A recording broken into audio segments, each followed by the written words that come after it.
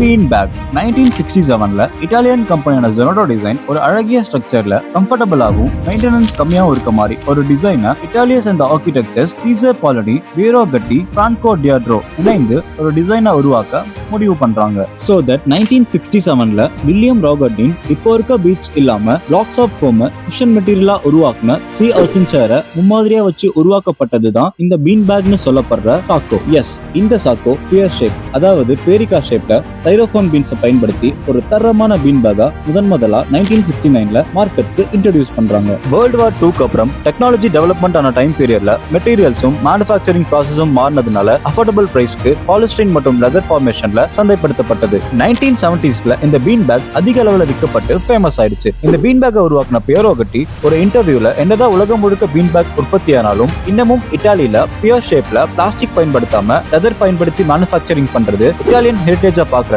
பெருமையா சொல்றாரு. இந்த மாடர்ன் பீரியட்லயும் original Italian bean bag mark ட்ரெண்ட்ஸ்ல பல ஸ்டைல்ல பல கலர்ல கிடைக்குது. மேலும் இந்த பீன் பேக்கோட ஆஃபர்ஸ் மற்றும் பிரைஸ் தெரிஞ்சுக்க கமெண்ட்ல பீன் பேக்னு கமெண்ட் பண்ணுங்க. மேலும் பர்னிச்சர்ஸோட ஹிஸ்டரியை தெரிஞ்சுக்க மார்க் ட்ரெண்ட்ஸ் பேஜை ஃபாலோ பண்ணி உங்க ஃபேவரட் பர்னிச்சரை கமெண்ட்ல மென்ஷன் பண்ணுங்க.